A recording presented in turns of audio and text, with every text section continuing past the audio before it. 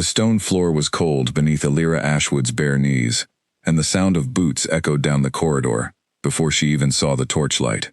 She pressed her back against the wall of her cell, heart pounding, blood still drying on her wrists from the ropes that had bound her only an hour before. The castle above her was burning.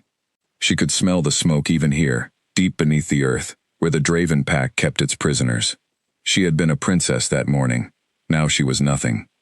The door at the end of the corridor groaned open, and a wave of firelight spilled across the damp stones. Illyra scrambled to her feet, refusing to be found sitting like a beaten dog. Whatever came through that door, she would face it standing. It was not a soldier. It was not a guard sent to drag her to her death. It was a woman, tall and sharp-eyed, wrapped in a cloak the color of dried blood, carrying a torch in one hand and a ring of iron keys in the other. "You're awake," the woman said, her voice flat, unreadable. "Good. The king does not like to be kept waiting." "The king can wait until the sun burns out," Illyra snapped, though her voice cracked halfway through the sentence, betraying the fear she tried so hard to bury. The woman's mouth curved, not quite a smile. "You have spirit. That will either save you or destroy you. With Chaol Draven, it is rarely anything in between."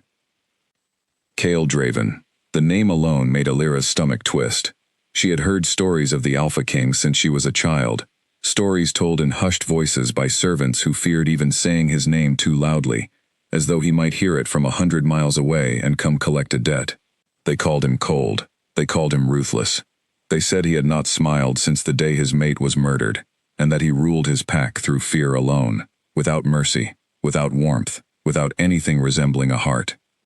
Illyra had grown up in the Ashwood pack, in a kingdom of green hills and golden fields, where her father ruled with kindness, and her mother sang to the wolves at night as though they were her own children. She had never imagined that kindness could be so easily burned to ash. She had never imagined that a single night could take everything from her, her home, her family, her freedom, and leave her standing in a cell built of stone and shadow, waiting to meet the man responsible for it all.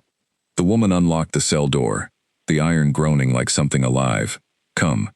He is waiting in the great hall. Do not make him ask twice." Illyra did not move at first. Her mind raced through every possibility, fighting, running, screaming for a mercy she knew would never come. But she was one woman against an entire fortress of wolves, stronger and faster than she could ever hope to be. Running would only delay the inevitable, so she lifted her chin, smoothed the torn fabric of her dress as best she could, and stepped out of the cell with as much dignity as a prisoner could manage. The corridors of the Draven stronghold were nothing like the warm halls of her childhood home. Here, the walls were built of black stone, cold and unfeeling, lit by torches that cast long, twisting shadows. Every guard they passed watched her with narrowed eyes, as though she were a curiosity rather than a person, the last daughter of a fallen pack, walking through the halls of the very wolves who had ended her family's rule. She thought of her father, of the way he had fought at the gates even as the enemy poured in like a flood. She thought of her mother, who had pushed her toward a hidden passage and told her to run, to survive, to remember who she was, no matter what happened next. She did not know if her mother had escaped. She did not know if she was even alive. The not knowing was its own kind of agony, sharper than any wound. The great hall, when they reached it, was vast and dim, lit by a massive hearth at its far end. Firelight danced across stone pillars carved with the shapes of wolves in battle, their jaws open, their eyes carved deep and hollow. And there, seated upon a throne that looked more like a weapon than a chair, was the man the stories had tried to describe and failed.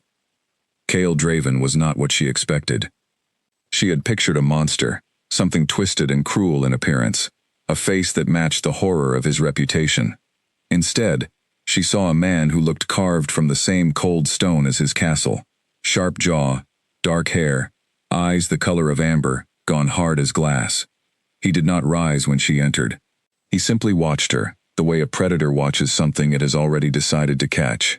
"So this is the last Ashwood," he said, his voice low and even, carrying easily across the silent hall. "I expected someone taller." Illyra's fists clenched at her sides. "I expected someone with a soul. We are both disappointed, it seems." A murmur rippled through the guards standing along the walls, quickly silenced by a single glance from their king. Cale's expression did not change, but something flickered behind his eyes. Surprise, perhaps, or something closer to interest. "Careful, princess," he said. "You are not in a position to trade insults with me." "I am not in a position to do much of anything," Elira replied, forcing steadiness into her voice even as her hands trembled. "You have already taken my home, my family, my freedom. What else is there left to threaten me with?" Cale rose from his throne then, and though he moved without hurry, the sheer presence of him seemed to fill the hall, pressing against her like a physical weight. He descended the steps slowly, each footfall echoing, until he stood only a few feet away from her, close enough that she could see the exhaustion hidden beneath his cold composure, close enough to see that his eyes, up close, were not entirely without feeling, just carefully, deliberately locked away. "You misunderstand your situation," he said quietly. "I did not bring you here to threaten you. I brought you here because an old pact binds our two bloodlines together, a pact written long before either of us was born. Your father knew of it. He chose to ignore it, and it cost him his kingdom." Elira's breath caught. "What pact?" "The Ashwood line and the Draven line were bound centuries ago, when our ancestors ended a war that nearly destroyed both our pacts. The agreement was simple. Should the line of Ashwood ever fall, its last heir would be bound to the throne of Draven, to secure peace between our peoples." He studied her, watching every flicker of emotion cross her face. "You are that heir. Whether you wished for this fate or not, you are now bound to me." "I would rather die than be bound to you," Elira said, though her voice wavered on the final word, betraying the fear beneath her anger. Something shifted in Cale's expression, something almost like understanding, though it vanished as quickly as it appeared. "Many have said that to me before," he said. "None of them meant it once they understood the alternative." "And what alternative is that?" "War," he said simply. "If you refuse the bond, the pact is broken, and I will have no reason to spare what remains of your people. There are still Ashwood wolves scattered across these lands, princess, hiding, waiting, hoping their princess survived. Your choice does not only decide your fate, it decides theirs." Elira felt the floor tilt beneath her, though she did not move an inch. The weight of his words settled over her like a stone dropped into still water, rippling outward into every corner of her mind. She thought of the families she had grown up among, the children who had played in the fields beside her, the elders who had taught her the old songs of her people. If she refused, if she let her pride win, how many of them would pay the price for her defiance? "You would use my people as leverage," she said bitterly. "That is not mercy. That is cruelty, wearing the mask of duty." "Perhaps," Cale said, and for the first time, something like weariness crossed his face. "But it is also the truth. I did not create this pact, princess. I only intend to honor it. What you decide to make of that is entirely your own choice." Silence stretched between them, thick and suffocating. Elira looked past him, toward the massive hearth burning at the end of the hall, and thought of her mother's face the last time she had seen it, urging her to run, to survive, to protect what remained of their family's legacy. Survival had never felt so much like surrender. "I need time," she finally said, her voice quieter now, stripped of its earlier fire. "You have until sunrise," Cale answered. "After that, the choice will no longer be yours to make." He turned, moving back toward his throne, then paused, glancing over his shoulder at her one final time. "For what it's worth, princess, I take no joy in this. Sentiment is not something I allow myself, but I understand loss, better than you might think." Before she could respond, he gestured to the woman in the crimson cloak, who stepped forward to lead Elira away, back through the cold corridors, toward the cell that had become her entire world. As the iron door closed behind her once more, sealing her into darkness, Elira sank down against the wall, and allowed herself, finally, to weep. Not from weakness, but from the unbearable weight of a choice that was never truly hers to make. Yet even as tears traced paths through the dust on her cheeks, a small, stubborn ember of resolve began to burn within her. She did not know what tomorrow would bring. She did not know if she would survive whatever came next, bound to a king the world called heartless. But she knew one thing, with absolute certainty, as she watched the torchlight flicker beneath her cell door. She would not break. Not for him, not for anyone. Whatever Cale Draven believed he had captured in her, he had not captured her spirit. And as the night stretched on toward an uncertain dawn, Illyra Ashwood began, quietly, to plan. Morning came without warning in a place with no windows. Illyra knew only that time had passed, because the woman in the crimson cloak returned, this time with a bundle of clean clothing draped over one arm and an expression that offered no comfort at all. "The king is waiting," she said. "Change, quickly. And if I refuse? Then you will meet him exactly as you are, covered in dust and blood, and he will draw his own conclusions about what that means." The woman's eyes flicked over her, not unkindly. "My name is Priscilla. I am not your enemy, princess, whatever you might think. Take the clothes, save your defiance for something that matters." Illyra accepted the bundle in silence, and for the first time since her capture, felt something other than fear or fury, a flicker of gratitude for one small, ordinary kindness in the middle of so much ruin. She changed quickly behind a low stone partition, pulling on a simple gray dress far plainer than anything she had worn as a princess, and yet somehow, it felt more honest than the silks she had left behind in a burning palace. When she emerged, Priscilla studied her for a long moment before nodding. "Good. Now come. And princess, whatever you decide in that hall today, decide it because you believe it is right, not because you are afraid. Cale can smell fear the way other men smell smoke." The walk to the great hall felt longer this time, though Illyra suspected it was only her mind stretching the minutes, dreading what waited at its end. When she stepped through the towering doors, she found Cale standing this time, not seated upon his throne, arms folded across his chest, as he watched the fire crackle in the massive hearth. He did not turn immediately when she entered, and for a moment, she studied him the way he had studied her the night before, searching for cracks in the cold armor he wore, like a second skin. "You look different in the daylight," he said finally, without turning. "There is no daylight down here," Illyra replied. "Only fire and stone." That earned her the faintest exhale, almost a laugh, though he stifled it before it could fully form. He turned then, and she saw again the strange contradiction of him. A king built like a weapon, yet carrying himself with the exhausted weight of a man who had been fighting battles no one else could see. "Have you made your decision?" he asked. Illyra had spent the night turning the question over in her mind 1,000 times, weighing pride against duty, fear against hope. She thought of the scattered remnants of her people, hiding in forests and villages across the land, waiting for a sign that their princess had survived. She thought of her mother, wherever she was, and what she would want her daughter to choose. "I have conditions," Illyra said. Something shifted in Cale's expression, surprise, quickly masked. "Prisoners do not usually negotiate. I am not a prisoner. I am the last heir of a fallen pack, and if this pact is as old and as binding as you claim, then I am not without worth in this arrangement. You need me as much as I am forced to accept you." She lifted her chin, refusing to let her voice shake. "My people are not to be harmed. Any Ashwood wolf found within your territory is to be given safe passage, not chains. And my mother, if she still lives, you will help me find her." For a long moment, Cale said nothing, studying her with an intensity that made her want to look away, and yet she refused to. Finally he inclined his head, just slightly. "Your people will not be harmed, so long as they do not raise arms against my pack. That I can promise. As for your mother, I will allow my trackers to search, though I make no promises about what they will find."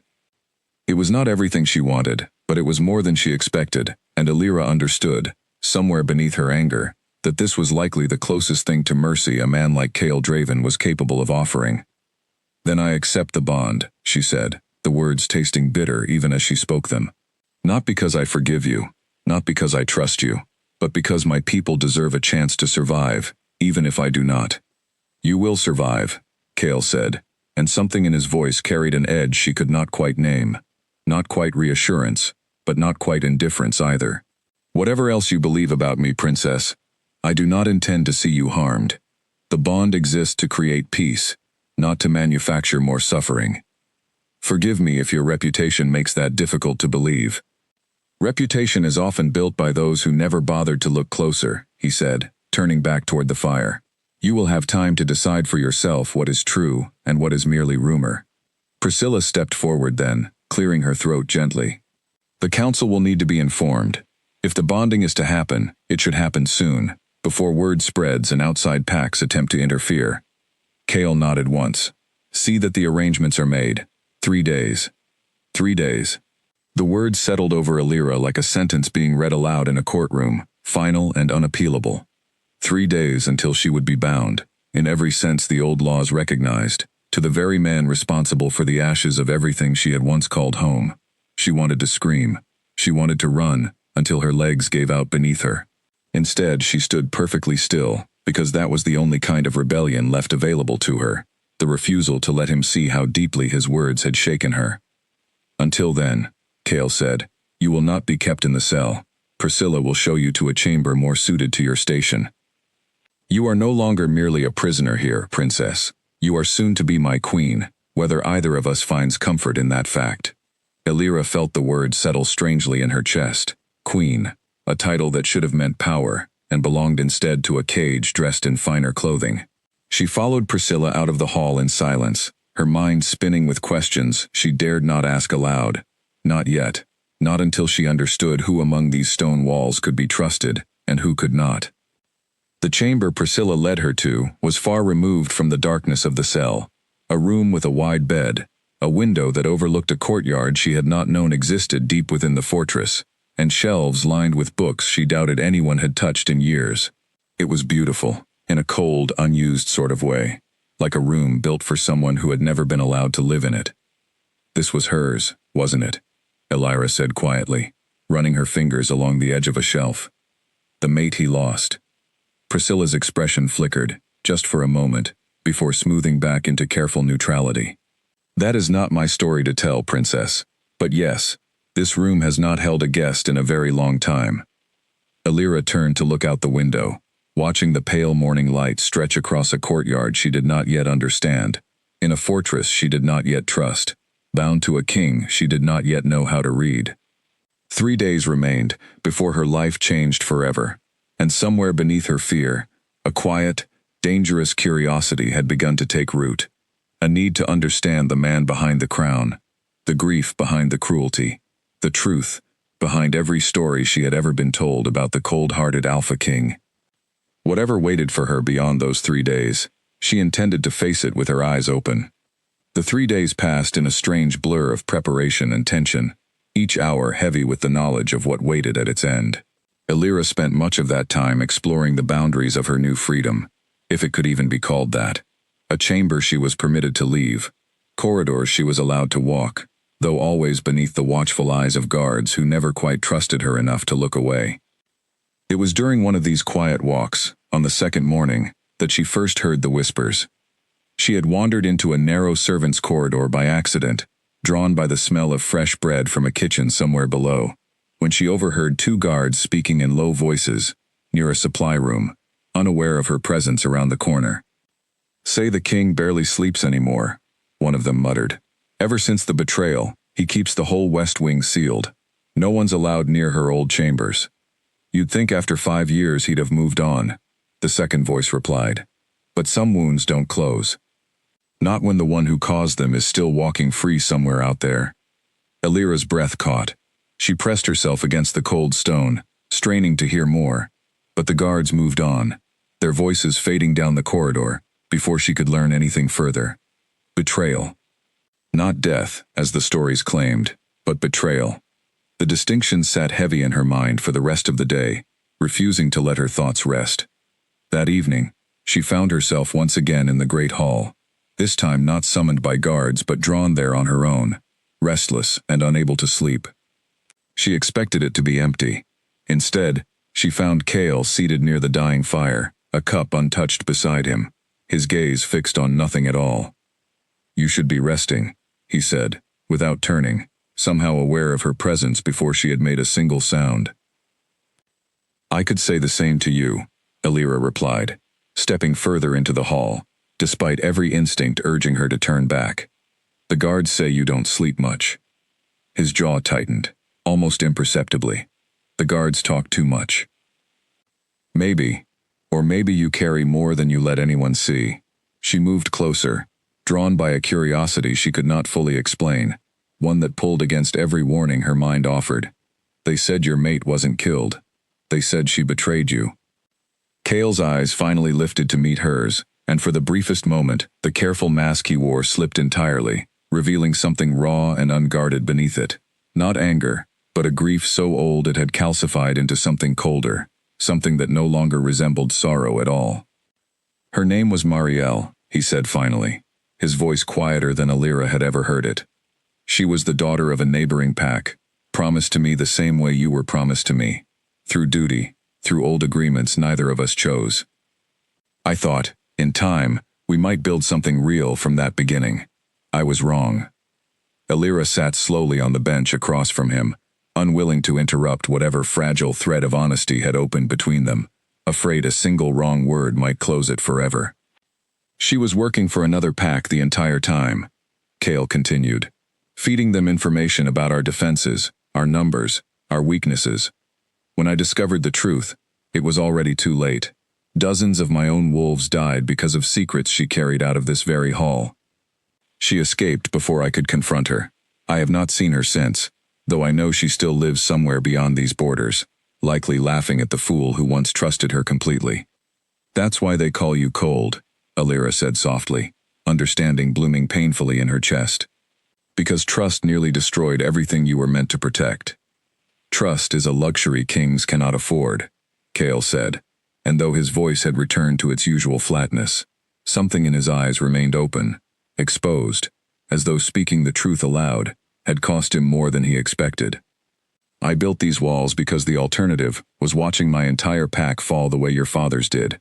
I will not apologize for choosing survival over sentiment. Alira thought of her father, of the way he had ruled with warmth and had lost everything in a single night regardless. She thought of Cale, who had chosen the opposite path and had lost just as much, in his own quiet, hidden way. Maybe neither choice protects us from loss, she said. Maybe it simply decides what kind of person we become while grieving it. Cale studied her for a long moment, something unreadable passing behind his amber eyes. You speak as though you understand grief intimately, princess. I watched my father die defending gates that could not hold. I do not know if my mother is alive or dead. I have lost everything I have ever known in the span of a single night. Her voice wavered, but she pushed through it, refusing to let the tears gathering in her eyes fall in front of him. So yes, I understand grief. I am simply choosing not to let it turn me into stone. Something shifted in the silence between them, not quite warmth, but a fragile acknowledgement. Two wounded people recognizing the shape of pain in one another despite every reason they had to remain enemies. Cale rose slowly from his seat, moving to stand before the dying fire, his back to her once more. The bonding ceremony happens tomorrow, he said, his voice returning to its familiar distance, as though the conversation had never happened at all. I would advise you to rest, princess. Whatever understanding we have found tonight changes nothing about what waits for us both. Doesn't it? Alira asked quietly, rising to leave. He did not answer, and she did not wait for one, slipping back out into the corridors with her mind spinning, her heart caught somewhere between the anger she had carried since the night of her capture and a dangerous, unexpected sympathy she had never intended to feel. That night, sleep did not come easily. She lay awake in the borrowed chamber that had once belonged to a woman who had shattered a king's ability to trust, staring at the ceiling, thinking of golden eyes that carried more sorrow than cruelty, and wondering, for the first time since her capture, whether the monster the world had described to her was truly the man she was about to bind her life to forever. The morning of the bonding ceremony arrived far too quickly, gray light creeping through her window like an unwelcome visitor. Priscilla arrived not long after dawn, carrying a simple gown of deep silver, her expression softer than Alira had yet seen it. It is time, princess, she said gently. Whatever you decide to feel about this day, know that the entire pack will be watching. Wear your fear if you must, but wear it like armor, not like surrender. Alira nodded, allowing Priscilla to help her dress in silence, her mind circling endlessly around the conversation from the night before, around golden eyes and old wounds, and the terrifying, undeniable possibility that the man she had been forced to bind herself to might not be entirely the monster the world had painted him to be, and the even more terrifying possibility that she might be beginning against every instinct of self-preservation, to care. The courtyard where the bonding ceremony was to take place had been transformed overnight, though not into anything resembling celebration. Gray stone walls rose on every side, draped with simple banners bearing the Draven crest, a wolf's head circled by thorns. No flowers, no music, only rows of silent wolves standing in formation, their eyes tracking Alira's every step, as Priscilla led her toward the raised platform, where Kale already waited. He wore black, unadorned except for a thin silver circlet resting against his dark hair, and though his expression remained as unreadable as ever, Alira noticed the way his hands stayed clenched at his sides, as though he too was fighting to keep something contained. An elder stood between them, an old wolf named Cassius, whose voice carried the weight of decades, reciting old laws. He spoke of ancient pacts, of bloodlines bound to prevent war, of duty passed down through generations, too far removed to remember why the promise had first been made. Alira barely heard the words. Her attention remained fixed on Kale, on the careful distance he maintained even as they stood close enough to touch, as though he too understood the strange, fragile truce they had built the night before, could shatter the moment either of them allowed themselves to feel too much. "Do you accept this bond?" Cassius asked, turning first to Kale. "I accept it," Kale said, his voice carrying easily across the silent courtyard, betraying nothing of the conversation they had shared only hours earlier. Cassius turned to Alira next, and for a moment, the entire courtyard seemed to hold its breath, waiting. She thought of her father, of her mother, of the scattered remnants of her people still hoping somewhere beyond these walls that their princess might survive to protect them. She thought of golden eyes carrying old grief, of a king who had built walls not from cruelty, but from unbearable loss. "I accept it," she said, and though her voice did not waver, something inside her chest tightened painfully, as though she had just signed away the final piece of the life she once knew. Cassius nodded, satisfied, and gestured for them to complete the final step, the mark that would seal the bond in the old way, the way of the wolves, permanent and unbreakable. Kale turned to face her fully now, and for the first time since she had met him, she saw something like hesitation flicker across his features. "This will not hurt long," he said quietly, "only for her." "I am not afraid of pain," Alira replied, lifting her chin, though her pulse raced beneath her skin. He reached for her then, his hand warm against the curve of her shoulder, as he moved the collar of her gown aside, exposing the place where a mark would need to be made. She felt his breath against her skin, felt the tension radiating from every line of his body, and understood, somehow, that this moment cost him as much as it cost her, though for entirely different reasons. When his teeth grazed her skin, the pain came sharp and sudden, but it was gone almost as quickly as it arrived, replaced by something else entirely. A warmth that spread outward from the mark, threading through her chest, her limbs, her mind, until it felt as though something inside her had shifted permanently into place. She gasped, and beside her, she heard Kale do the same, a low sound of surprise escaping him before he could stop it. He pulled back, staring at her with wide, startled eyes, the careful control he wore like armor cracking for just a heartbeat. "That should not have happened," he murmured, almost too quiet for anyone but her to hear. "What should not have happened?" Alira whispered back, her hand rising instinctively to touch the mark, now burned into her skin. He did not answer, straightening quickly, and turning back toward the gathered wolves, his expression smoothing back into its usual distance. "It is done," he announced, his voice carrying the authority of a king once more. "The bond between Ashwood and Draven is sealed." The courtyard erupted into low murmurs, though none of the wolves present looked particularly celebratory, more curious, more wary, watching their king and his new bonded mate with expressions caught somewhere between doubt and cautious hope.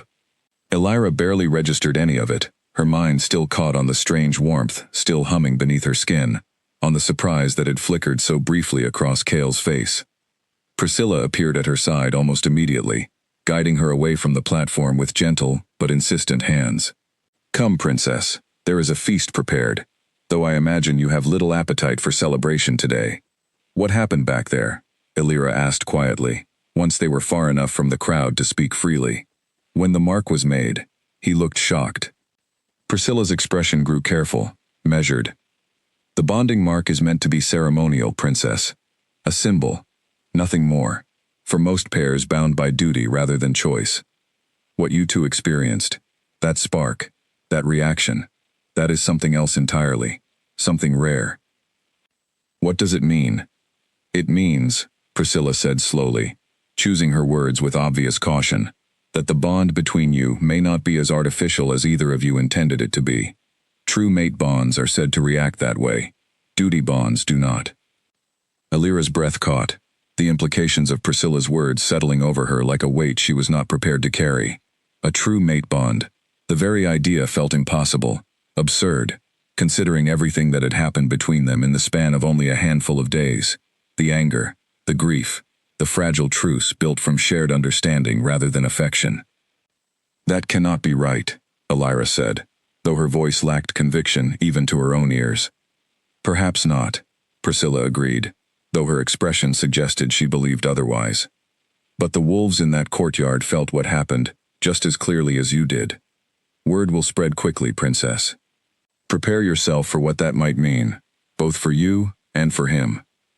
As they walked toward the hall where the feast awaited, Alira glanced back once, catching sight of Kale still standing near the platform, staring down at his own hand, as though searching it for answers, to a question he had never expected to need to ask. Whatever had happened between them during the bonding, it had shaken him as deeply as it had shaken her, and for the first time since her capture, Alira found herself wondering not how she might survive this bond, but what it might mean to actually understand it. The feast that followed passed in a haze of formality and careful conversation, wolves from both packs studying their new queen, with expressions ranging from suspicion to cautious curiosity. Alira played her part as best she could, offering polite words where required, though her attention kept drifting toward the head of the table, where Kale sat in near silence, his golden eyes occasionally finding hers across the crowded room, each glance carrying a question neither of them was yet ready to voice aloud. Later that night, alone in her chamber once more, Alira sat by the window, tracing the faint outline of the mark on her shoulder, and allowed herself, finally, to wonder what exactly fate had bound her to, and whether the cold-hearted king the world had warned her about was truly as cold as everyone, including himself, seemed determined to believe. Weeks passed inside the Draven stronghold, and slowly, without either of them fully acknowledging it, a strange rhythm settled between Alira and Kale. She learned the paths of the castle that led to quiet corners, where sunlight actually reached, small gardens tucked behind old walls where she could sit and remember what warmth felt like. She learned which guards watched her with suspicion, and which watched her with something closer to respect, earned slowly, through the simple act of refusing to crumble beneath circumstances that would have broken most. And she learned, gradually, cautiously, the man behind the crown. It began with small things. A book left outside her door one morning, one she recognized from a passing comment she had made weeks earlier about missing the old poetry collections from her family's library. A guard reassigned from the corridor outside her chamber, after she mentioned, once, that his constant presence made her feel like a prisoner, rather than a queen. Small gestures, easily dismissed as coincidence, except they were never explained, and Alira suspected she already knew exactly whose hand had arranged them. She found Kale one afternoon, in a part of the castle she had not yet explored, a quiet study lined with maps and old ledgers. The fire burned low despite the chill in the air. He did not look up immediately when she entered, absorbed in whatever document lay before him, though the faint shift of his shoulders told her he was aware of her presence the moment she crossed the threshold. "You left a book outside my door," she said, without preamble. "Did I?" he replied, still not looking up, though the corner of his mouth twitched faintly, betraying him. "It was the exact collection I mentioned in passing 3 weeks ago. I did not realize the cold-hearted Alpha King paid such close attention to idle conversation." Kale finally lifted his gaze, and something in his expression, though still guarded, carried a warmth she had not seen from him before. A king who does not listen carefully rarely remains a king for long, he said. "I simply happened to have the collection in storage. It seemed wasteful to leave it gathering dust when someone might actually appreciate it." "Of course," Alira said, allowing herself the smallest smile. "Purely practical." "Entirely practical," he agreed, though his eyes lingered on her a moment longer than necessary, before returning to the documents before him. She moved closer, curiosity pulling her toward the maps spread across his desk, marked with symbols and notations she did not fully understand. "What are you working on?" His expression sobered slightly. "Border reports. There have been movements near the eastern territories, wolves not belonging to either of our packs. Testing the boundaries now, that word of our bonding has spread. Some believe a union between Ashwood and Draven creates an opportunity worth exploiting, while our forces are still adjusting to the new alliance. Do you believe there is a threat?" "I believe caution has kept me alive this long," Cale said. "I do not intend to abandon it now." He studied her for a moment, something calculating behind his eyes. "Your people, the ones scattered across these lands, some of them have begun reaching out, cautiously, testing whether the pact I promised you actually holds weight. I have granted safe passage to 7 Ashwood families in the past 2 weeks alone." Alira's breath caught. "You did not tell me." "I am telling you now," he said simply. "I did not want to raise false hope until I was certain the arrangements would hold. But it seems your people trust you more than they trust me, Princess. Word of your survival is spreading faster than I anticipated." Something warm bloomed in Alira's chest, gratitude tangled together with a fragile, dangerous hope. "Thank you," she said quietly, meaning it more deeply than she expected to. Cale's expression flickered, uncertain how to respond to gratitude he clearly was not accustomed to receiving. "It is simply the terms of our agreement," he said, though his voice lacked its usual flatness. "It is more than that, and you know it," Alira pressed gently. "You did not have to grant safe passage so quickly. You did not have to keep me informed. You could have let me believe my people remained scattered and afraid, and I would have had no way of knowing otherwise. Perhaps I am simply honoring my word," Cale said, though the way he avoided her gaze suggested there was more beneath the surface than he was willing to admit. Alira studied him for a long moment, and found herself, not for the first time, wishing she could see past the careful walls he kept constructed around every genuine feeling. "You are not nearly as cold as the stories claim," she said softly. "The stories exist for a reason," Cale replied, though his voice had lost its edge entirely. "Cold kings are not challenged. Cold kings are not betrayed by wolves, who believe they can exploit sentiment for their own gain. I built this reputation carefully, Princess. It has kept my pack safe for 5 years." "And has it kept you safe?" Alira asked, the question slipping free before she could stop it. Cale's gaze snapped to hers, something raw and unguarded flickering behind the amber for just a moment before he looked away entirely, back toward the maps spread across his desk. "Safety and happiness are rarely the same thing," he said quietly. "I gave up seeking the second a long time ago. I settled for the first, and I have not regretted it." "Have you truly not regretted it?" Alira pressed, moving closer despite every warning instinct urging her to keep her distance. "Or have you simply convinced yourself that regret is a luxury you cannot afford?" Silence stretched between them, heavy and charged, and for a moment, Alira wondered if she had pushed too far, crossed some invisible boundary he was not prepared to have crossed.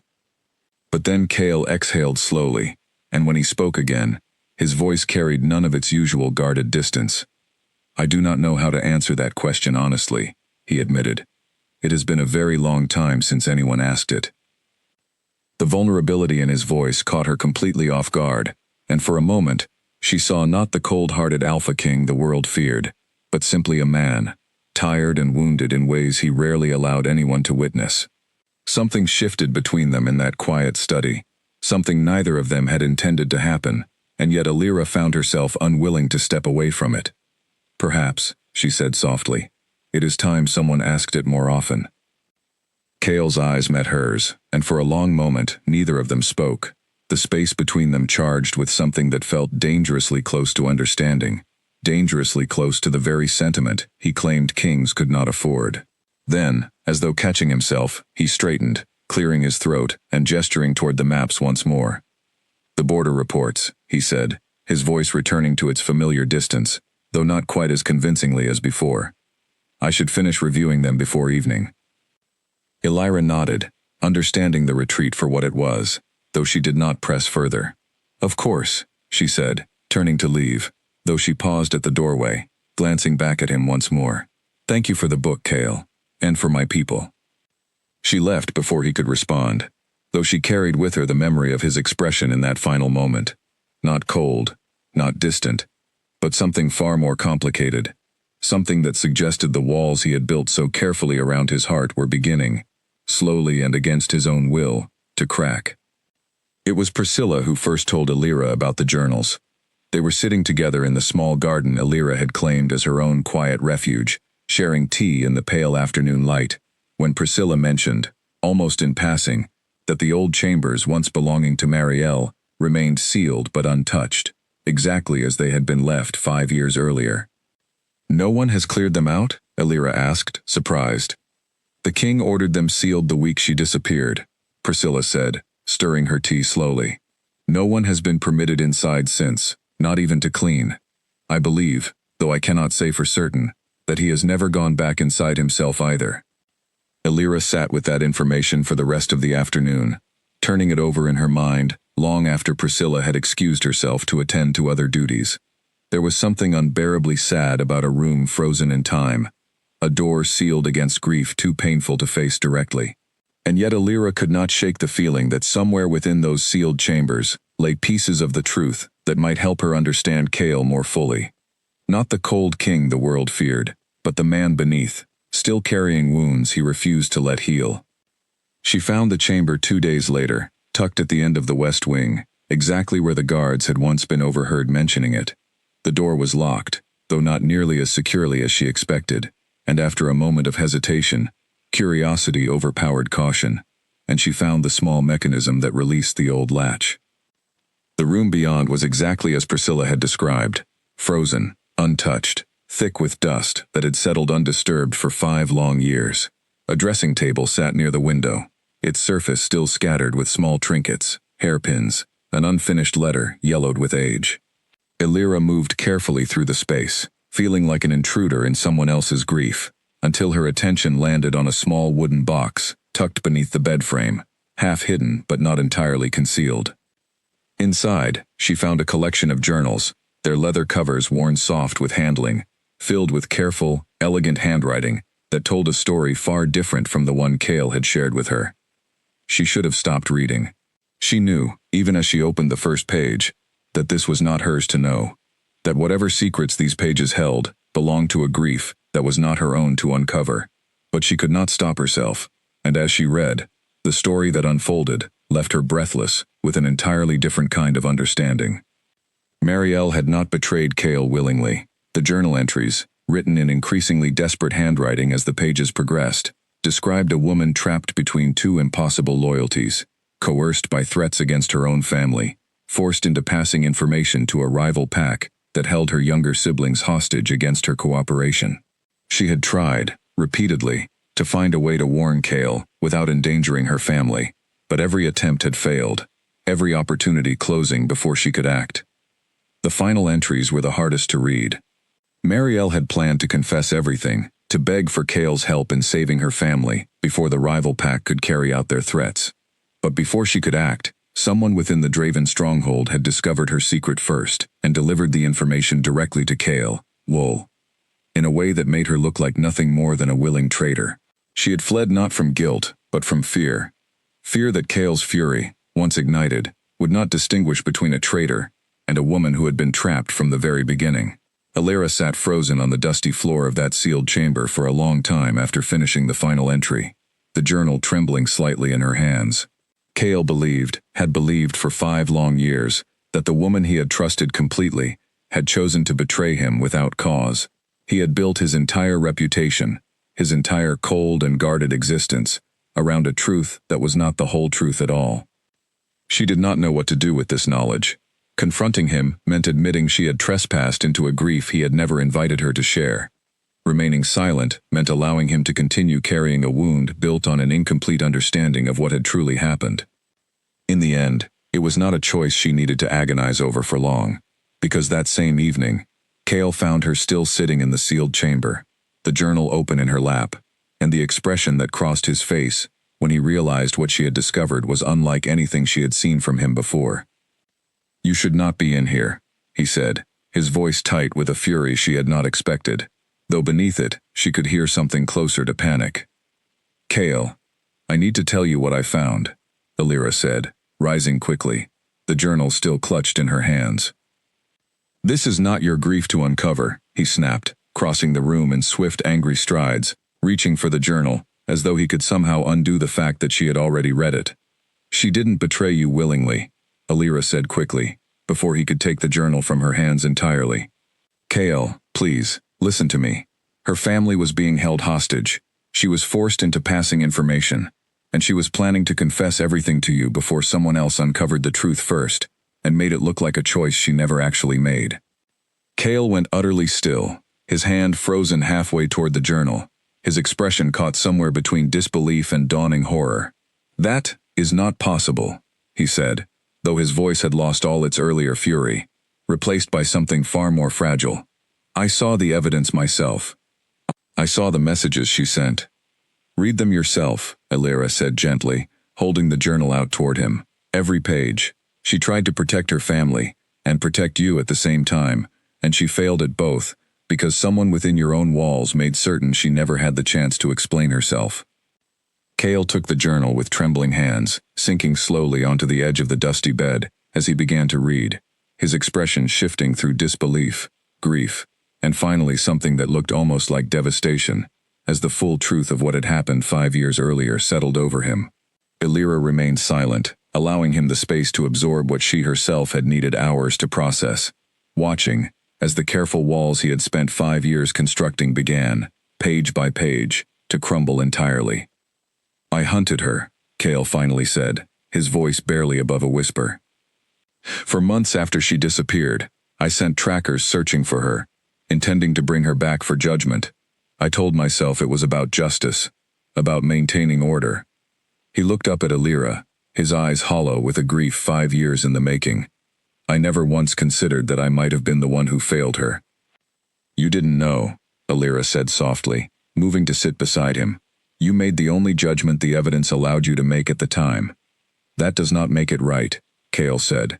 It does not undo 5 years of believing the worst about a woman who was trying, in her own trapped and desperate way, to protect everyone she loved, including me. He closed the journal slowly, his hands still trembling. Someone within my own walls did this. Someone deliberately made certain I never learned the truth. Alira felt a chill settle over her at his words, the implications sinking in slowly. If someone within the Draven stronghold had been willing to destroy Marielle's reputation and manipulate Kale's understanding of events 5 years ago, that same person, or someone connected to them, might still be present within these walls today. And if they had been capable of such deception once, there was no reason to believe they would hesitate to do so again. We need to find out who, she said quietly, because whoever did this to Marielle may still be here, Kale. And if they were willing to manipulate you once, they may be willing to do it again. Kale's expression hardened, grief slowly giving way to a cold, focused resolve. Then we will find them, he said. Together, if you are willing. Alira nodded, and for the first time since her arrival, she felt something shift permanently between them. Not merely a fragile truce, not merely duty bound by ancient pacts, but something closer to genuine partnership, forged in shared grief and a mutual desire to uncover a truth that had been buried for far too long. The days that followed brought a shift in Alira and Kale's relationship that neither of them spoke aloud but both clearly felt. He began seeking her counsel, not out of obligation, but out of genuine interest in her perspective, discussing matters of the pack over quiet evening meals that stretched longer than either of them intended. She found herself looking forward to those conversations more than she was willing to admit, drawn to the way his careful walls continued to soften, revealing glimpses of humor, of warmth, of a man far more complex than the cold reputation he had spent years cultivating. It was during one such evening, as they reviewed the list of Draven pack members who had access to Marielle's chambers 5 years earlier, that Alira first noticed a name that gave her pause. Gareth, she said, tapping the parchment where his name appeared among the guards assigned to the West Wing during that period. I've noticed him before. He watches me differently than the other guards. Kale's expression sharpened with interest. Differently how? Careful, Alira said, trying to articulate the feeling that had nagged at her for weeks.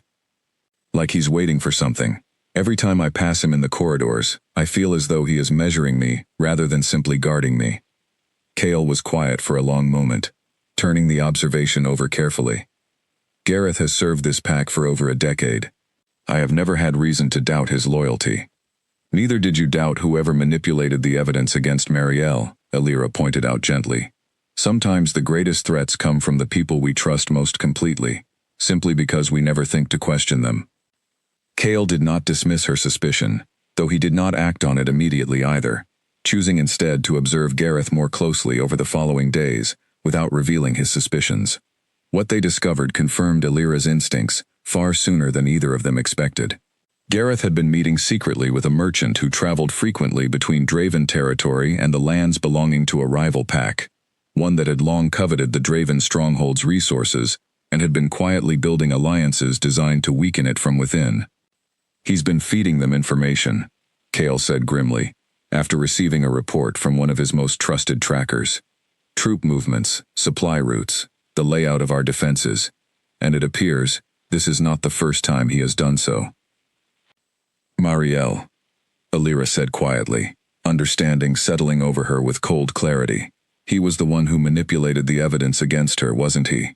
To protect his own arrangement with the same rival pack that was holding her family hostage. It fits, Cale said, his jaw tight with barely restrained fury. He would have known about her family's situation. He could have easily intercepted her attempts to warn me, and replaced them with evidence designed to make her look like a willing traitor, protecting his own arrangement in the process.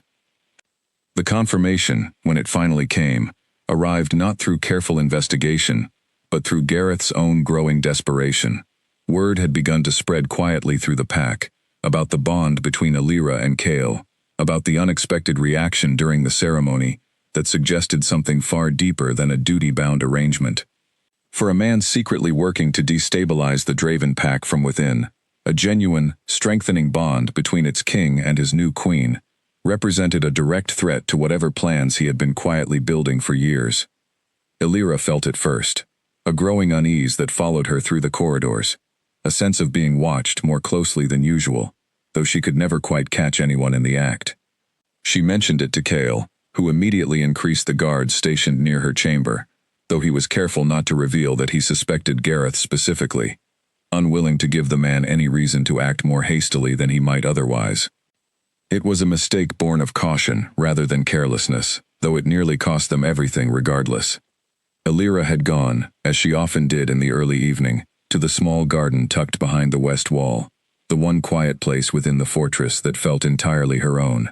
She did not notice the guard stationed nearby had been quietly replaced until it was already too late, until a hand closed firmly over her mouth from behind, and a voice, low and unfamiliar, murmured a warning against her ear. "Quietly now, princess. We would not want to disturb the garden." Alira's heart slammed against her ribs, every instinct screaming to fight, to scream, to do anything except allow herself to be dragged silently through a hidden passage she had not known existed, deep beneath the fortress walls. But the hand over her mouth was firm, and the arm holding her against a broad chest was far stronger than her own, and she understood, with dawning horror, that fighting outright would accomplish nothing, except perhaps hastening whatever fate awaited her. So instead, she memorized everything she could, the turns of the passage, the sound of dripping water somewhere ahead, the faint scent of horses that suggested they were moving toward some kind of stable or storage area beneath the fortress.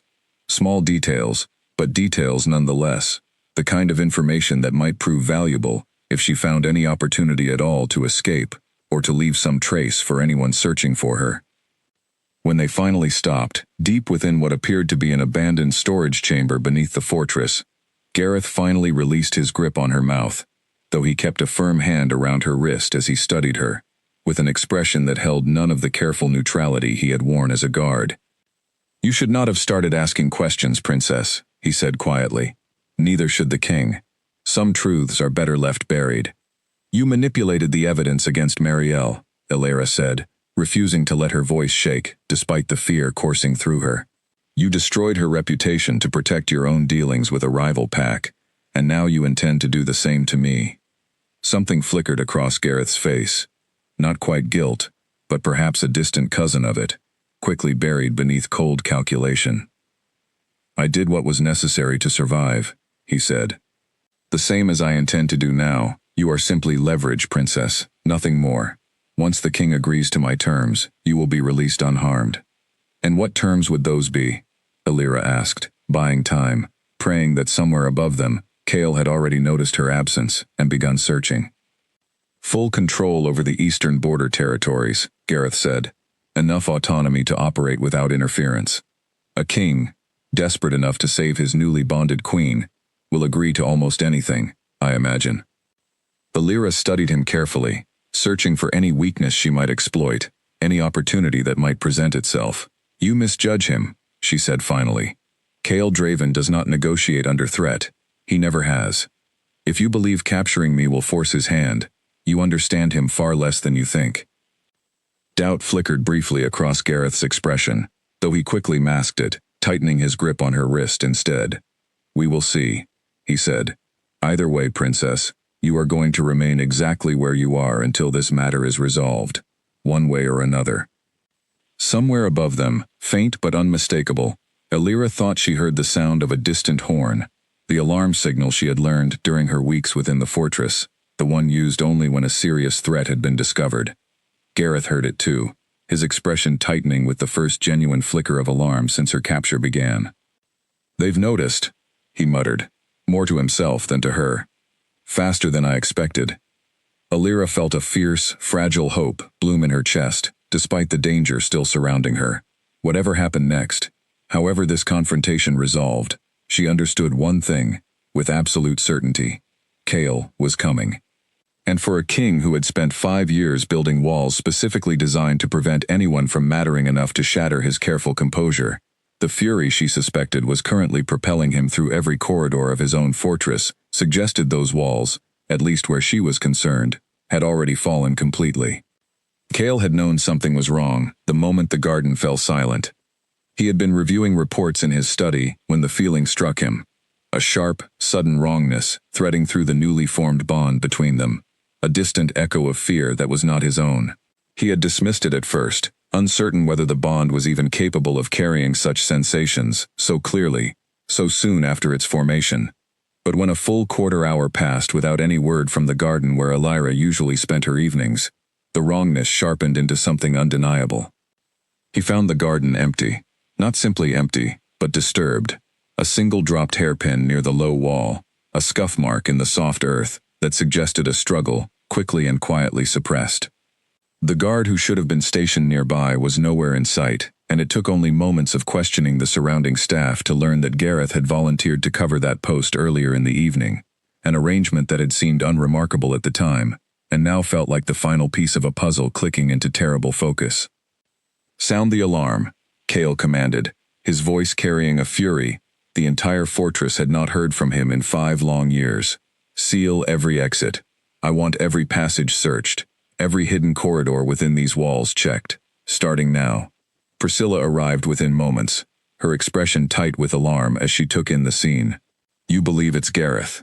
I know it is Gareth, Kale said, already moving toward the west wing, toward the network of old passages he knew existed beneath the fortress, but had rarely bothered exploring in years. He has been meeting secretly with agents from a rival pack. He manipulated the evidence against Marielle 5 years ago, to protect his own arrangement. And now he has taken Illyra. The revelation struck Priscilla visibly, though she recovered quickly, falling into step beside him as he moved through the corridors, with a focused intensity that sent every guard they passed scrambling to fall into formation behind their king. The old storage passages beneath the west wing, she said. They haven't been used in years, but they connect to the stables, and, further out, to a service gate rarely guarded. Show me, Kale said, and together they moved swiftly through corridors that grew progressively narrower and less familiar, descending finally into the network of passages Illyra herself had been memorizing only minutes earlier, praying that someone would follow the same path Gareth had dragged her through. Kale felt the bond between them growing sharper as they descended, the distant echo of Illyra's fear resolving gradually into something he could almost pinpoint, a direction his instincts pulled toward with increasing certainty. He had never fully believed the old stories about true mate bonds allowing wolves to sense one another across distance, had dismissed them as romantic exaggeration during the rare moments he allowed himself to think of such things at all. But following that thread now, feeling it grow stronger with every step deeper into the fortress's forgotten passages, he understood, with sudden and overwhelming clarity, exactly what Priscilla had meant weeks earlier, when she spoke of bonds that reacted in ways duty alone could never explain. They found the storage chamber not long after, guided as much by instinct as by Priscilla's knowledge of the old passages. Cale heard voices before he saw them, Gareth's low and urgent, Elira's steady despite the danger surrounding her, and the sound of her calm defiance in the face of genuine threat sent something fierce and protective surging through him, stronger than any fury he had felt in years. He rounded the final corner just as Gareth, sensing the approaching search party, began dragging Elira toward a second passage, leading further from the fortress. Cale did not hesitate. He moved faster than thought aloud, faster than Gareth could react to, closing the distance between them in heartbeats, and forcing the guard's grip from Elira's wrist, with a strength born of pure protective fury. "Release her," Cale snarled, positioning himself between Elira and Gareth, every line of his body coiled with barely restrained violence. Gareth stumbled backward, recognizing immediately that whatever plan he had constructed had already unraveled entirely. "You found us faster than I expected," he said, though his voice carried the first genuine note of fear Cale had heard from him. "You manipulated evidence against Marielle," Cale said, his voice low and dangerous. "You destroyed her reputation, drove her into exile, and let me believe for 5 years that the woman I once cared for had betrayed me willingly. And now, you have laid hands on my mate." "I did what I needed to survive," Gareth said, though his defiance was visibly crumbling, "the same as anyone would in my position." "You will have ample time to explain your reasoning to the council," Cale said coldly. "Guards, take him." The soldiers who had followed Cale through the passages moved quickly to restrain Gareth, whose brief defiance collapsed entirely once he understood escape was no longer possible. As they led him away, Cale turned immediately to Elira, his careful composure finally shattering entirely as he pulled her into an embrace that spoke more clearly than any words could have managed. "Are you hurt?" he asked, his voice rough with an emotion he made no attempt to hide. "I'm all right," Elira said, though her hands trembled slightly as she gripped the front of his shirt, the fear of the past hour finally catching up to her now that the danger had passed. "Cale, how did you find us so quickly? That passage wasn't on any map I've seen." "I felt you," Cale admitted quietly, his hand rising to gently cup her face, searching her expression, as though needing to confirm with his own eyes that she was truly safe. "Through the bond. I did not believe it was possible. Not so soon. But I felt your fear the moment it began, and I followed it until I found you." Elira's breath caught, understanding settling over her with quiet wonder. "Priscilla was right," she murmured. "This isn't merely a duty bond, is it?" "No," Cale said softly, his thumb brushing gently against her cheek. "I do not believe it is. I have spent 5 years convincing myself I was incapable of feeling this deeply for anyone ever again. I was wrong, Elira. I have been wrong for weeks now, and I have been too afraid to admit it, even to myself." The admission hung between them, fragile and unguarded, stripped entirely of the careful distance Cale had maintained since the moment they first met. Elira felt her own careful walls beginning to crumble in response, the anger and fear that had defined the early days of her captivity, giving way to something far more complicated, far more dangerous, to the careful independence she had promised herself she would maintain. "I am not afraid of feeling this," she said quietly. "Not anymore. Not after everything we have survived together these past weeks." Cale's expression softened further, something achingly vulnerable crossing his features as he leaned down, resting his forehead gently against hers. "Then perhaps," he murmured, "it is time we both stopped pretending this bond is merely duty, and started acknowledging it for exactly what it has become." Above them, distant but growing closer, the sound of the fortress settling back into order carried through the old stone passages. Guards reporting Gareth secured, Priscilla already organizing an investigation into how deeply his betrayal had reached within the pack's ranks. But in that quiet storage chamber beneath the fortress, Elira and Cale remained exactly where they stood, finally allowing themselves, after everything that had brought them to this moment, to simply exist together without pretense, without careful distance, without anything standing between them except the truth they had both been too afraid to name until fear itself had forced their hands. In the days following Gareth's capture, the full extent of his betrayal came to light through careful, methodical questioning, overseen by Priscilla and a council of trusted elders. What emerged was a story far larger and more troubling than either Alira or Cale had initially suspected. One that reached back not merely 5 years, but nearly a decade, to the very origins of the ancient pact binding the Ashwood and Draven bloodlines together. The pact was never simply about preventing war between our two packs, Priscilla explained, laying out old documents recovered from Gareth's private quarters across the study table, where Alira and Cale now sat together, reviewing the evidence with growing understanding. According to these records, the original agreement was tied to something far older, a prophecy recorded by the first wolves who forged the pact centuries ago. A prophecy, Cale repeated, skepticism evident in his voice, though he did not dismiss the idea outright, not after everything the past weeks had taught him about the strength of the bond he shared with Alira. The old texts speak of a curse placed upon both bloodlines following the war that first divided them, Priscilla continued, unrolling a fragile scroll covered in faded archaic script. A curse that would weaken both packs across every generation until the bloodlines were reunited, through a bond formed not merely from duty, but from genuine connection. The pact was designed to eventually bring that reunion about, whether through fortunate circumstance or careful arrangement. Alira studied the ancient text carefully, tracing the faded words with careful fingers. That would explain why my father's kingdom fell so completely, wouldn't it? Why the Draven pack has struggled with internal betrayal for generations, long before Gareth's own treachery began. It would, Priscilla confirmed. And it explains why Gareth was so desperate to prevent your bond from strengthening into something genuine. If the curse is real, and if reuniting your bloodlines through true connection breaks it, then every rival pack that has profited from our weakness for generations stands to lose everything the moment that healing takes hold. Cale leaned back in his chair, absorbing the weight of this revelation slowly. Gareth was not acting alone then. He was likely working with others who share the same interest in keeping both our packs fractured and vulnerable. That appears to be the case, Priscilla said grimly. His confession, extracted through careful questioning, revealed contact with at least 3 separate factions, who have long benefited from the instability between Ashwood and Draven territories. Marielle's exile, your father's fall, the countless smaller betrayals that have plagued both packs for generations, all of it may trace back to forces deliberately working to prevent exactly what has now begun to happen between the two of you. Alira felt a chill settle over her as the full scope of the conspiracy became clear. Her father's death, the destruction of her childhood home, the years of suffering both packs had endured, all of it potentially orchestrated, at least in part, by forces determined to keep an ancient curse unbroken for their own benefit. Then breaking this curse matters more than either of us initially understood, she said quietly, turning to look at Cale. It is not merely about us anymore.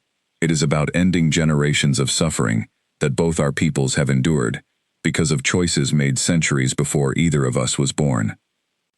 Cale reached for her hand, his expression carrying a determination she had come to recognize well over the past weeks. Then we will see it broken, he said firmly. Whatever remains of the conspiracy Gareth was part of, we will root it out completely.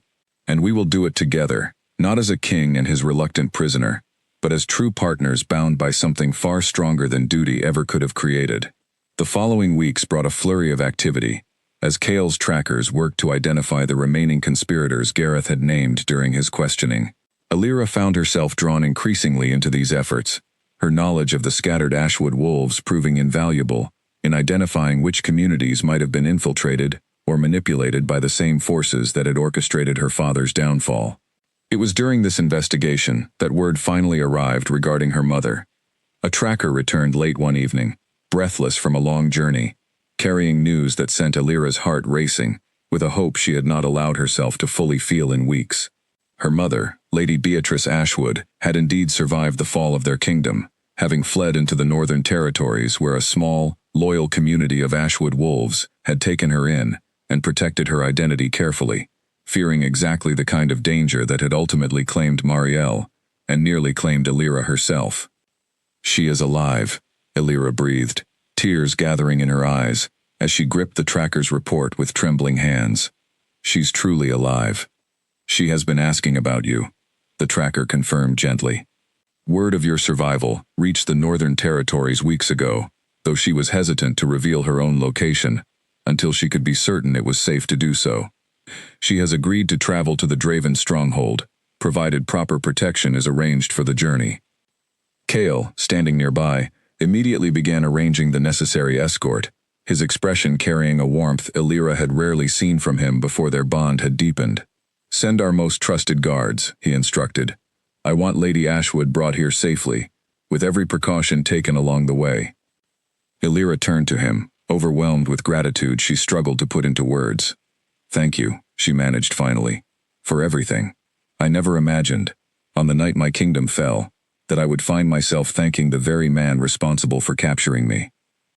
"I did not capture you to bring you suffering," Kale said quietly, drawing her close. "I understand now that fate had a far greater purpose in mind than either of us initially realized. Whatever began as duty has become something I would not trade for anything, Illyra. Not the curse broken, not the conspiracy uncovered, not even the throne itself. You have become the truest thing in a life that spent 5 years believing genuine connection was a luxury I could no longer afford." Illyra felt tears gathering once more, though these carried none of the grief that had defined so much of her time within these walls. "I once told you I would never forgive you," she said softly. "I was wrong about many things during those first difficult days. That was simply the first." "And what would you tell me now?" Kale asked, his voice carrying a rare vulnerability. "That I am grateful," Illyra said, "for a bond I never asked for, that became something I could not imagine living without, that the cold-hearted Alpha King, the world so feared, turned out to be exactly the partner I needed to survive everything that has happened since that terrible night. And that whatever comes next, whatever remains of this conspiracy we must still uncover, I intend to face it standing beside you, not as your prisoner, but as your queen." Kale's answering smile, rare and genuine, transformed his entire expression, stripping away the last remnants of the cold distance he had worn, like armor for 5 long years. "Then let us finish what we have started," he said. "Together, we will break this curse completely, reunite what remains of your people with mine, and build something neither of our bloodlines has known in generations. Peace, earned not through fear, but through genuine, unbreakable connection." Outside the study window, evening settled gently over the fortress that had once felt like nothing more than a prison to Illyra, now transformed by weeks of shared understanding into something that finally, truly, felt like home. Lady Beatrice Ashwood arrived at the Draven stronghold 3 weeks later, escorted by a full guard of Kale's most trusted wolves, her arrival marking the first time Illyra had seen her mother since the terrible night their kingdom fell. The reunion, held quietly in the same courtyard where Illyra's bonding ceremony had taken place months earlier, brought tears from nearly everyone present, including several hardened guards who had grown genuinely fond of their new queen over the preceding weeks. "You have grown so strong," Beatrice said, holding her daughter's face in both hands, studying her with an expression caught between joy and lingering grief for everything they had both lost and survived. "Your father would be so proud of the woman you have become." "I had help," Illyra said, glancing toward Kale, who stood nearby, giving them privacy, while remaining close enough to offer support if needed. "More help than I ever expected to find within these walls." Beatrice's gaze followed her daughter's, studying Kale, with the careful assessment of a mother determined to understand exactly who her daughter had bound her life to. Whatever she saw in that assessment seemed to satisfy her, for her expression softened considerably as she extended a hand toward him. "I owe you a debt I am not certain I can ever fully repay," she said, "for protecting my daughter, and for bringing me safely home to her." "The debt belongs to your daughter's own courage," Kale replied, accepting her hand with genuine respect. "She survived circumstances that would have broken far less resilient souls, and in doing so, she has taught me things about myself I had long forgotten. Welcome home, Lady Ashwood. Whatever remains of your people will always have a place within these walls." The weeks that followed brought steady, meaningful progress on every front. The remaining conspirators Gareth had named were systematically identified and confronted, some choosing to flee beyond Draven territory rather than face judgment, others surrendering quietly once they understood their carefully hidden network had finally been exposed. With each conspirator uncovered, the ancient curse that had plagued both bloodlines for generations seemed to weaken visibly, harvests improving across both territories, old grievances between remaining Ashwood and Draven wolves softening into cautious, growing trust. Scholars among both packs, working from the ancient texts Priscilla had first uncovered, confirmed what Alira and Kale had already begun to sense in the changing atmosphere around them. The curse, born from centuries of division and betrayal, was breaking at last, not through some dramatic ritual or sacrifice, but through the simple, steady accumulation of genuine trust between two bloodlines that had spent generations believing such trust impossible. Alira found her mother a place within the growing community of Ashwood wolves who had begun settling near the Draven stronghold, drawn by word of the peace slowly being built between the two packs. Together, mother and daughter worked to rebuild traditions that had nearly been lost during the years of exile and hiding, teaching old songs to a new generation of children who would grow up knowing both Ashwood and Draven heritage as equally their own. And through it all, the bond between Alira and Kale continued to deepen, evolving far beyond the desperate, duty-bound arrangement it had begun as, into something neither of them had believed themselves capable of building again after everything they had separately survived. Kale, who had spent 5 years convinced that sentiment was a weakness kings could not afford, found himself instead discovering that genuine partnership made him stronger, not weaker, his judgment sharper, his leadership more grounded, his pack more unified than it had been in generations. On a quiet evening, nearly a year after that first terrible night, when Alira had arrived at the Draven stronghold as a broken, grieving prisoner, she stood once again in the small garden that had become her favorite refuge, watching the sunset paint the sky in shades of gold and amber that reminded her, still, of Kale's eyes. He found her there, as he often did during these quiet hours, wrapping his arms around her from behind and resting his chin gently against the top of her head. "You seem thoughtful tonight," he murmured. "I was remembering," Alira said softly, leaning back against him. "The night I arrived here, I was so certain then that I had lost everything worth having. My home, my family, my freedom. I believed the cold-hearted king, the stories described, would be the final cruelty in a life already stripped of everything good. And now?" Kale asked, though his voice carried no anxiety, only quiet curiosity, secure in the understanding they had built together over the past year. Alira turned in his arms to face him, studying the man who had once seemed carved from cold stone, and now felt like the warmest, most stable presence in her entire world. "Now I understand that what felt like the ending of everything was actually the beginning of something I never could have imagined for myself. A partner who understands grief because he has carried his own.